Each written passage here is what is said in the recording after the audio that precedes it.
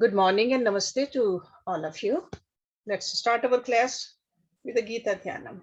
Om Parthaye Pratibodhitam Bhagavata Narayan Swayam Vyasen Grathitam Puran Munina Madhye Mahabharatam Advaitam Ritvarshinim Bhagavatim Ashtadashadhyayane Am Tvam Anusandhami Bhagavad Gita Bhavdveshane Namo Astu Te Vyas Vishal Buddhe फुल अरविंद आयत पेत पत्र नेत्र येन तव्या भारत तैल पूर्णः प्रज्वलितो ज्ञान मया प्रदीपः प्रपन्न पारि जाताये तोत्र वेत्र एक पाने ज्ञान मुद्राये कृष्णाय गीता अमृत दुहे नमः सर्वोपनिषदो गावो दोगदा गोपाल नंदना पार्थो वत्सा सुधीर भोगता दुग्धम गीता अमृतम महत वसुदेव सुतम देवम कंस चानूरमर्दनम देवकी परमानंदम कृष्णम वंदे जगत गुरुम भीष्म द्रोण तटा जयद्रथ चला गांधार नीलोत्पला शल्य ग्रावती कृपेन वहने कर्णेन वेला खुला अश्वत्थाम विकर्ण घोर मकरा दुर्योधन अवर्तने सोतीर्णा खलु पांडवै रन्नदी कैवर्तका केशवा पाराशरे वत्सरोजमलं गीता अर्थगंधोटकम नानाख्यानक केसरम हरि कथा संबोधन अबोधितम लोके सज्जन षटपदे रह पे पिए मानम मुदा भूयाद भारत पंकजम कलिमल प्रध्वंसी न श्रेयसे मूकं करोति वाचालम पंगुम लंघ्यते गिरम यत्कृपातमं वंदे परमानंद माधवम यम ब्रह्म वरुण इंद्र रुद्र मरुतः स्तुन्वन्ति दिव्ये स्तवे वेदै सांग पद क्रम उपनिषदै गायन्ति यम सामगा ध्यान अवस्थे तद्गतेन मनसा पश्यन्ति यम योगिनो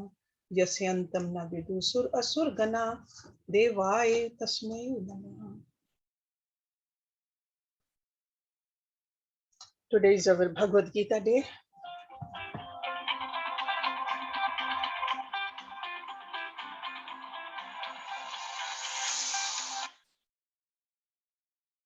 Sorry about that. So, Bhagavad Gita, we are on chapter 3, Karam Yoga, and we started the chapter last week. And we ended our class with verse number 5, where he said, Lord Krishna is talking, trying to answer Arjun's question, where he's showing some kind of a confusion, which path to follow. So he says, none can ever remain even for a moment without performing action. Why? Because everyone is made to act helplessly indeed by the qualities born of nature. Because we are a combination of Prakriti and the Purush. Purush doesn't act, the soul doesn't act, but Prakriti keeps on acting. So that's why he said helplessly by the qualities born of the Prakriti. And what are the qualities? Satvikta, Rajsikta, Tapsikta. According to those qualities, we keep on acting. So soul doesn't act, Prakriti is acting. So he says helplessly we do. So now he is further explaining to us in verse number 6. Karam Indriyani Sanyame Ya Aste Manasa Smarana Indriyarthan Vimudatma Mithyacharaha Sa Uchyate. Karam Indriyani, organs of actions. Sanyame, restraining. Ya means who, asate, remains or sits. Manasa, by the mind. Smaran, remembering. Indriye arthan, sense objects. Vimood atma, a person with a deluded understanding. Vimood. Mithyachar, hypocrite. So means he, uchyate is called. So Lord Krishna is saying, he who restraining the organs of action sits thinking in his mind of the sense objects, he of deluded understanding is called a hypocrite. So it's just like sure, he thinks that I'm not acting, I'm just sitting, but thinking about something. Thoughts are also actions. So over here, Lord Krishna is painting a picture of a person who in haste renounces all his activities. So becomes a sannyasi in haste. They think they are Buddhas in making. So it's better to do the work and understand this renunciation properly. So it's better to struggle, face the struggles of the world as a Karam Yogi. And then ultimately, raise your awareness up towards Karam Sannyasi. Otherwise, will be called false ascetics. That is a hypocrite. In the Puranas, there are a lot of stories to bring these points to our mind. There's a story where the two brothers, Tavrit and the Suvrit, just to illustrate this point, they are walking from their village to go to a temple to listen to the Bhagavad Gita. One of the brothers changes his mind. He says, I want to just go and watch some dancers. But the other brother goes to the temple. Later on, the same night, lightning struck. Both of them die. The brother who was watching the dance or the dancers goes to the heaven. The one in the temple goes to hell. Just to bring this point to our mind, this story is because the one in the temple sitting over there listening to the story but thinking that, oh gosh, I could have gone there and watched the dancers. So in his mind was not what he was listening over there, where he was, what he was supposed to do. The other brother who was watching the dancers, he was feeling that I should have gone to the temple, listen to the Bhagavad Gita. So it's what's in our mind that is more important. So physically we could be working. That's what Lord Krishna is saying. Physically, if you are working and control your mind, that's better than thinking that I don't want to do anything, I'm a sannyasi, and thinking about the worldly things. So he's warning us that do not become a hypocrite, mithyachari. So very strong word over here. Indriya arthan vimud atma mithyachara sa uchyate. And what is the proper kind of renunciation?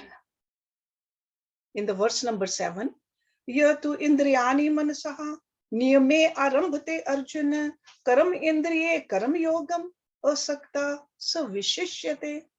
Ya means whosoever. Tu means but. Indriyani, the senses. Manasa, by the mind. Niyame, controlling. Arambhate, begins or commences. Arjuna. Karam indriye, by the organs of action. Karam yogam, the Karam Yoga. Asaktaha, without attachment. Unattached. Sa means he, vishishyate, excels. But whosoever, controlling the senses by the mind. Okay. So who is the master of the senses? The mind. So whosoever controlling the senses by the mind, O Arjun, engages his organs of action in Karam Yoga. Without attachment, he excels. A purified mind with the help of the knowledge is like a guided by the intellect. So mind guided by the proper intellect, controlling the senses and doing the actions. He says that is vishishyate, that is vishesh, that is better. Instead of thinking and then sitting, not doing anything and keep on thinking about the world. So these very innocent looking lines, the entire science of right living he is explaining to us. The mind needs to be properly trained first. We need to give proper kind of a food to our mind so that mind can control the senses. Just take your attention towards that example of that chariot. In that chariot, what is the mind? Mind is those reins which are controlling the horses. Right? And who is holding the rein? The charioteer, the intellect. So if the intellect is properly holding the mind and mind is properly controlling those horses, it's a beautiful ride. This life could be very beautiful, very enjoyable if we live like this. Otherwise, we are hypocrites. Because if the mind is not cooperating with the sense organs, perception is impossible. Okay, so mind, sure, part of the mind is controlling the sense organs, part of the mind is listening to the intellect also. And intellect is listening to the owner, the soul also. That's how it should be. Then we just don't get strayed into this world. So he's giving us a proper prescription for a rightful living. It can be effectively achieved, but we need to practice. And practice is called sadhana. So Karam Yogi is one who performs worldly duties while keeping the mind attached to God. We know that. Okay, so godly element has to be there. We could be doing mundane duties at home, but we can be a Karam Yogi. On the other hand, if we do the false renunciation, our mind could be dwelling on the temptations of this world, but we think we are sannyasis. That's why it's a very simple 2 lines in Hindi you might have heard before. Man hari mein, tan jagat mein. Karam Yog yahi jaan. Tan hari mein, man jagat mein. Ye mahan agyan. Okay. So when we work in the world, sure, we need to use the body, but keep your mind attached to God. This is a Karam Yoga. But when we engage in, we think we are engaging in spirituality only with the body, keeping the mind attached to the world, he says that's a hypocrisy. Make use of your duties. See, duties we must do. Taking care of this body, taking care of our family, taking care of the society, taking care of whatever, wherever we are, what we need to do, make use of those activities for the exhaustion of the existing vasana dirt in your mind. Because this vasana dirt is there. Because of those vasana dirt, we are at a certain place, certain relationships, certain duties we have. If we keep this in mind and do those duties properly while keeping God in mind and controlling the mind, then we are exhausting them. That is the sadhana. Somebody is asking, what is a Karam Yoga? In a Karam Yoga, we are doing our duties, We are doing to the best of our skillfulness. We are doing it lovingly, and we are doing it selflessly. So when we do selflessly, that's where the godly element enter in there. So if I'm not doing it for myself, for whom I should do? A Karam Yogi says, I want to do it for God. Because we normally see that if we try to do it for other people sometimes they're happy and most of the time they are not happy. Or all the people we cannot make happy. So do not make that mistake that you want to do for others. Do it for God. Directions are clear and it's simpler. Because God's rules don't change. Those are universal. No matter where you are, which place, which time. So that's why Karam Yoga, I said, Man Hari mein, Tan Jagat mein. Karam Yoga, yahi jaan. So it's a simple definition. Other parts of skillfulness and love for it, that's like a part of it. But main is stay connected with God. Okay. Let's look at next one because he's keeps on elaborating on this basic theme for us, because theme for this chapter is Karam Yoga. So the whole chapter keeps on explaining what Karam Yoga is. Niyatam kuru karamtvam karam jyayah hi akarmanah sharir yatra apichate na prasiddhyet akarmana. Niyatam, that means obligatory, the bounden duty. Niyatam, kuru, perform, karam, action, tvam means you. Again, karam is action, jyaya, superior. He means for, akarmana, then in action. That means not doing anything. Sharir yatra, maintenance of the body.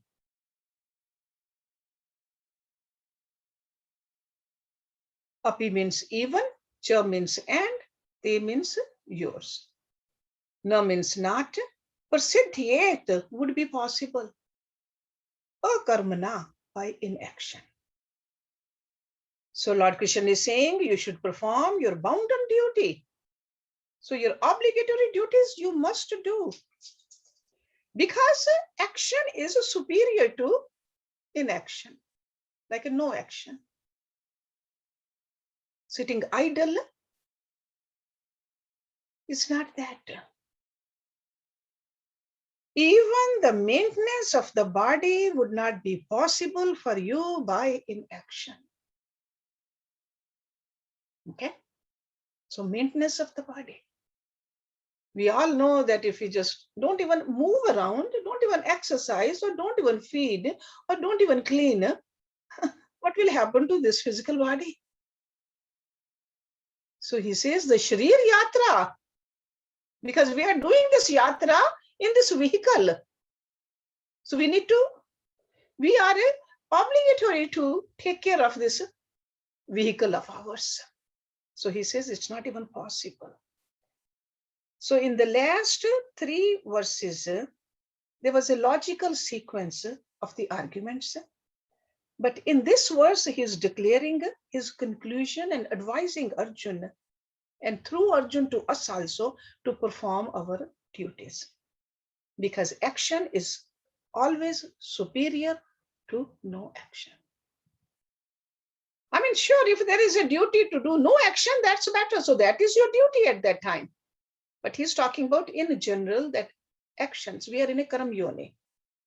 According to the traditional Vedic meaning of Karam, sure, it meant ritualistic activity.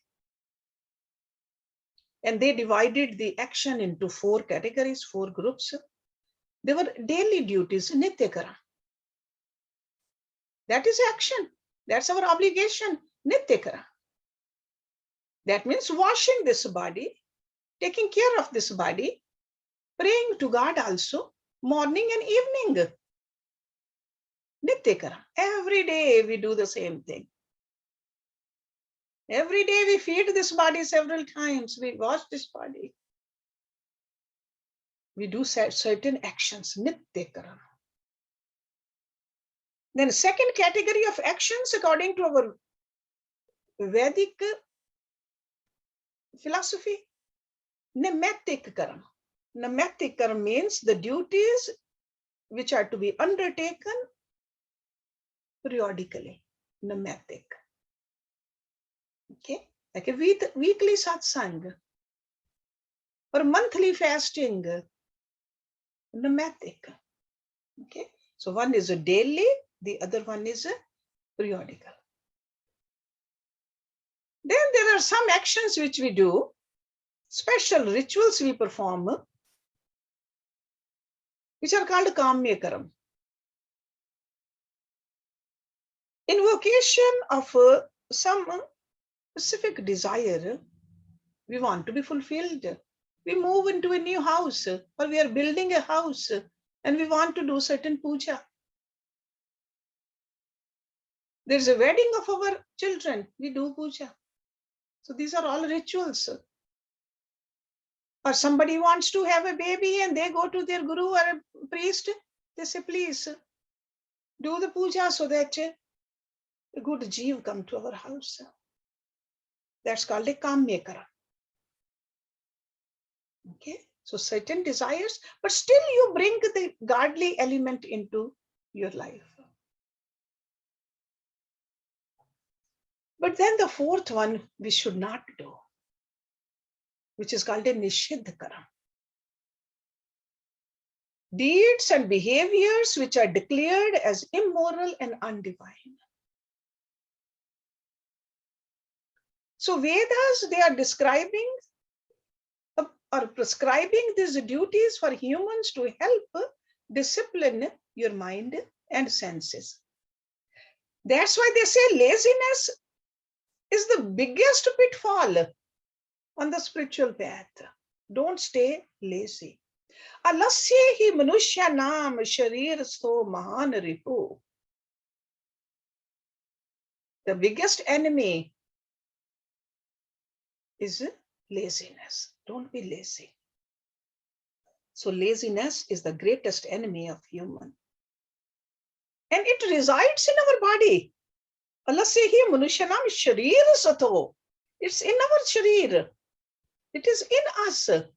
We are the one who need to control this ripu by staying active. So he's warning us that even to maintain this body healthy, we must work. We must stay active.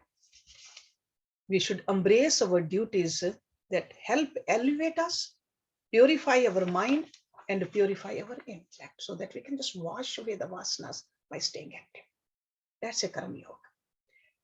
Let's look at the next one now. So he's telling us the duties we must do, but how to make these duties into a yajna. Yajnarthat karmana anyatra lokaha ayam karam bandhana tadartham karam kaunteya mukta sangha samachara. Yajnarthat, for the sake of sacrifice.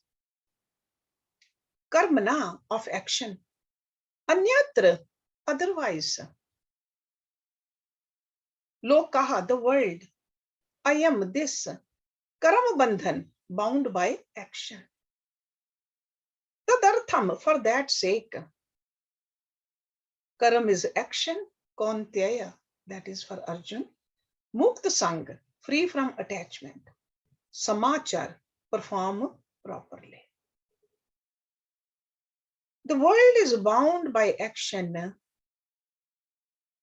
other than those performed for the sake of sacrifice. So if we have done a karam as a yajna, then we are not bound by it. Because we want to get released from this binding over here, karam bandhan. So this is the way to get out of this bondage. Because this was Arjun's problem. Arjun said that, hey, I am doing this and I'll go to hell. Killing my grandfather, my cousins, my uncles, my guru. He says, you are bound by action if your mind is absorbed into the fruit. But if you do it for the sake of sacrifice, do your action like that. He says, therefore, O son of Kunti, perform action for that sake. That means for yajna, sacrifice, alone, free from all attachment. So this is the right prescription for us also, how to perform our duties and get out of this bondage over here, this world. Remembering that world belongs to God, not to us. This whole world, the Prakriti has been given to us to utilize, but for his service. That's yajna. For his sake, not for our sake. This is what we have to understand. Only then it becomes a Karam Yoga. So when we say those three ingredients, skillfully, selflessly, and lovingly, this is what we are talking about. So yajna here means any self-sacrificing work undertaken in a spirit of self-dedication for the blessing of all. So that's what selflessness is. We got to understand this is selflessness and the yajna, same thing. Even when we do this fire ceremony, we call it a yajna. What do? We are spending time, giving our time, not for ourselves, for others. That's why it's very important to choose the right kind of a priest who will do that sacrifice for us. If there's any kind of a personal motive, it's not a real yajna. Then we put all the ingredients in there. What happens to the ingredients? It just goes into the atmosphere. From the atmosphere, where it goes, do we control it? No. We just leave it up to God. Wherever it goes, it's purifying the atmosphere. Not just our house, not just our room, not just our place. With the help of the nature, the wind, it just goes everywhere. The mantras which we speak, because those mantras, how many times we say God's name in there? How many times we are saying positive words in there? Where is it going? It's going into the Akash, the space. Can we control Akash, space? No, we cannot. It's a very powerful part of these elemental forces. These days we have seen how powerful the water is, how powerful the fire is, how powerful the air is. And the most powerful is the space. So these vibrations go into the space and go everywhere. We don't say that God, don't take these positive vibrations to certain people. No, we say just please spread it everywhere. That's why it's a yajna. That's why in every household, these yajnas were being performed on a daily basis. Daily basis. To purify ourselves, to get rid of the vasanas, to elevate ourselves. Sometimes we think that no, we are humans, we are supposed to be like, sure, right now we are humans, but are we supposed to stay humans forever? No, we are on the path to become divine. That is the Vedic tradition. So this yajna, remember, it means any self-sacrificing work undertaken in a spirit of self-dedication for the blessing of all. That's a yajna. Any action. This kind of action can never be self-degrading. It is only self-liberating if you have done yajna properly.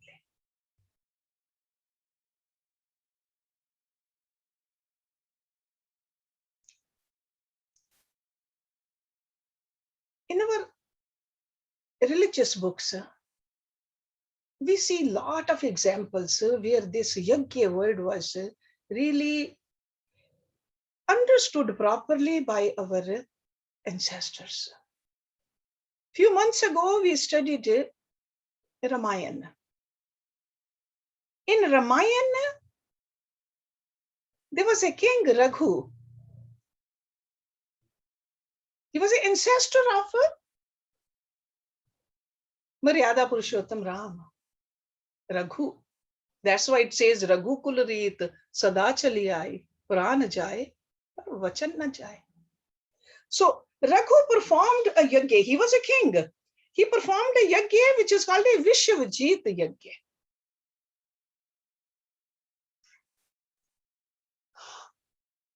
Because it was not raining over there. So he wanted to perform that yajna for the benefit of all, for the Janta. And he performed it. And sure, there was a benefit. People got the rain. After the yajna, the king Raghu, he donated everything to his citizens. Everything gave up. He put on the rags, became a beggar, holding a little earthen pot to beg for his meals. He said, I have given up everything in this big yajna. I don't own anything. I don't want to even take care of anything. He was resting under a tree and he heard a group of people talking to each other. They said, our king is so benevolent. He has given away everything for us. This king Raghu, he was pained by hearing all this. He said to those people, they didn't recognize him. He said, no, king has not given anything. Go ask your king. Whatever you gave, was it yours? So how can you say that king gave away everything? This is a self-sacrificing. He was clear about it. He said, ask your king, was he born with all this? Did he bring with him? How can you say that he gave away everything of his? He didn't have anything.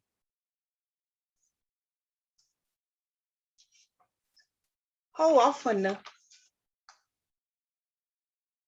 we just give and we think we own it and we gave. And our arrogance just rises up. That's not yajna. That's not even a Karam Yoga. That's a Karam, not a Karam Yoga. So Lord Krishna is taking us to that level where we purify ourselves with the help of the actions because we are in a Karam Yoni. Make every action of yours as a yajna. That's what he's teaching. Saha yajna praja srishtva pura uvach prajapati anen pravishyedhvam eshav astu ishtkam dhuk. Saha yajna. So now he is telling us even the devatas do this. As human beings, we must do this.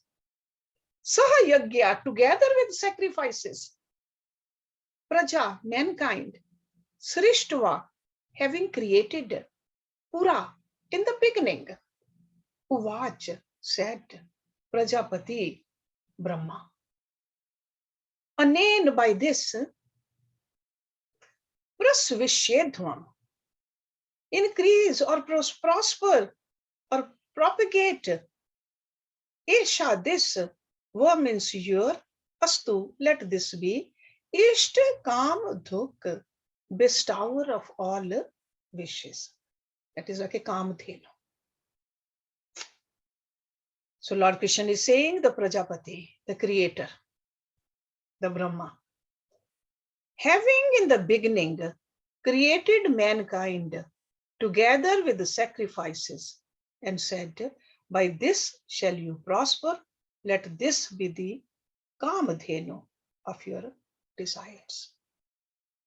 So mythological cow which yields all desired objects. So even the creator, when he wanted to create something, he heard this Shabad. It's called a Shabad Brahma. Shabad from Brahma. That with the sacrifice, and that's how Brahma even sacrificed. Yajna Rupi Karam. So Yajna spirit is seen everywhere. Don't we see it all around us? Yajna spirit. Sun shines, moon appears, sea throbs, earth holds us all. Earth not only holds, keeps on giving also. Where has all this come from? Earth. So nature keeps on giving.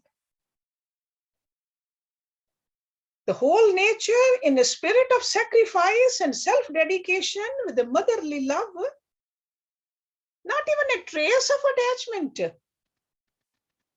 or any kind of a self-arrogating motives.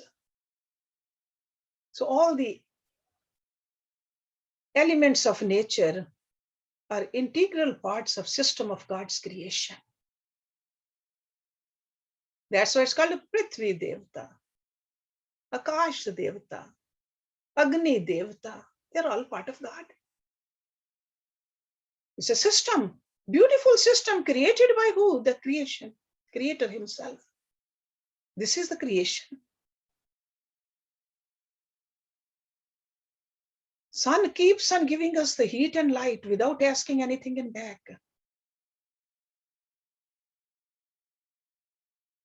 So if we want to become divine, this is what we need to learn and practice. So in this particular verse, when he is using this Praja and Srishtva and Pura, Prajapati, that means even before life could appear on the face of earth, the elemental forces, they prepared the field for us. With their constant activities, that's how the life developed over here. And Kamadhenu, this term, all over the scriptures, we hear this. We read about it. Originally, sage Vashishta had this Kamadhenu, and there was a big fight between, we read it in Ramayana also. It was taken away from Vashishta, this Kamadhenu, so mythological. But over here, it really means that by acting properly, you won't have any desires. That's a Kamadhenu for us. That's a wish-fulfilling cow. Okay? So sometimes we just get lost into these terms. Gosh, do we really have to have a Kamadhenu? Oh, Kamadhenu means no worldly desires left. That means you have a Kamadhenu. Okay? So we are integral part of God, and we got to act godly. Let's do one more verse and we'll stop and we'll have some discussion. Devan bhavyat anen te deva bhavyantuv prasparam bhavyantaha shreya param avapyast. Devan, the gods, bhavyat, will be pleased. So when they are pleased, what do? They nourish you. So bhavyat means to nourish you also. Anen, with, by these. They means those deva, gods. Bhavyantu, may nourish or may be pleased. Va means you. Prasparam, one another. Bhavyantaha, nourishing or pleasing each other. Shreya, good. Param, the highest, supreme. Avapyast, achieve. With this, you do nourish the gods. So with this means, with these kind of actions, with the Yajna Rupi actions, where there's no selfishness, it's only selflessness. So with this, you do nourish the gods. And may those devatas nourish you. Thus, nourishing one another, you shall attain the highest good. So it's like with the nature, with all these elemental forces, which are called the devatas, take care of them. Okay, if you take care of them, they'll take care of you. And mutually you take care of each other, you can enjoy this life. Not only the devatas, these days we don't consider them devatas. We have come so far from this Vedic truth. We don't even keep this among ourselves, between our family members, or between our friends. Always a little selfishness in there. If there's a selflessness in the family, in the community, in the nations, and then ultimately, definitely, in these elemental forces also.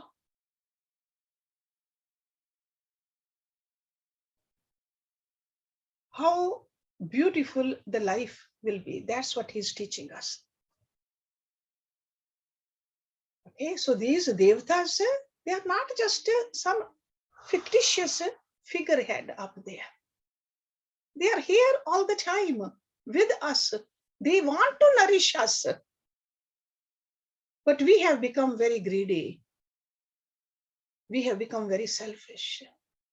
So Lord Krishna is saying, with this kind of a Karam Yoga, with this kind of a philosophy, you nourish the gods.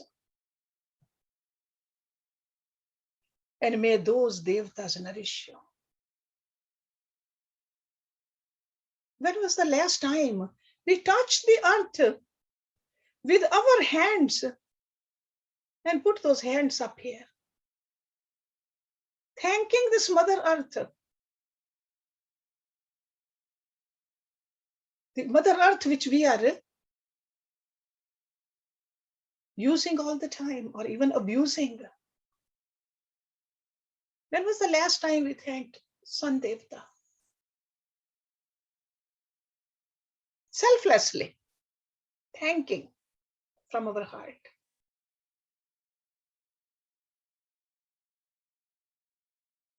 Or the element of water. How important that is.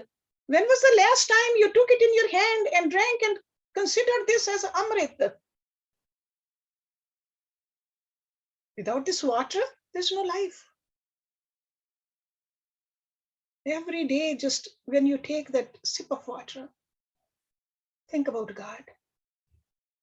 When was the last time we had a plate full of food and we thanked God?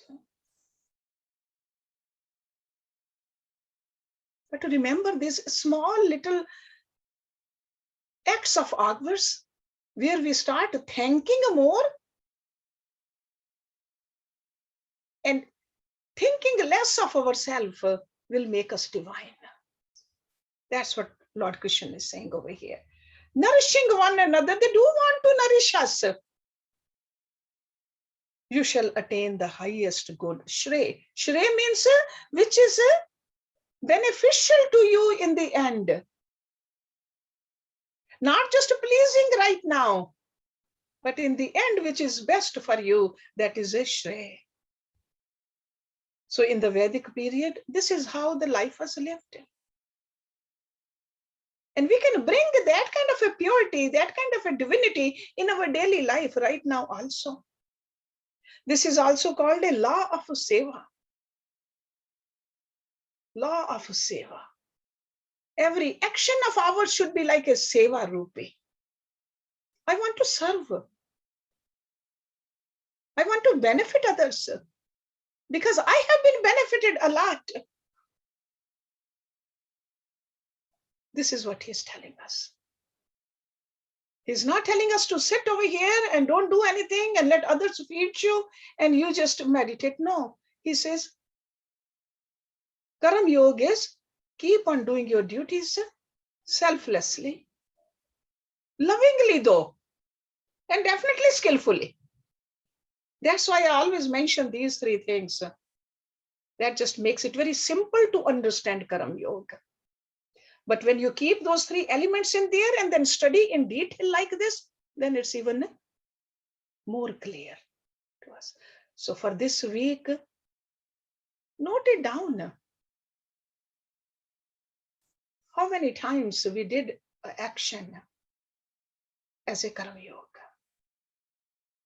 What part of my life I can call that this has these three qualities in there?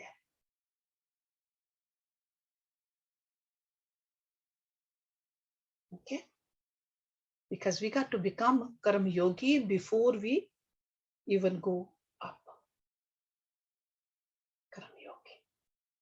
Okay? So for Karam Yoga, remembrance of God is important. If you have forgotten godly element, then it's just a Karam. Because we see in this world, a lot of people, they are doing excellent work. But at the end of the work, they are fully stressed. Good work, doing it for themselves, gives the stress. Doing work for others does not give any stress. Remember that. So let's stop it here. And just remember to do your homework a little bit. Then we are bringing these teachings in our life also. Okay, so then we'll see the change also. So law of seva. Om Purnamada Purnamidam Purnat Purnamudachyate Purnasya Purnamadaya Purnameva Vishishyate. Om Shanti Shanti Shanti Om. Thank you very much.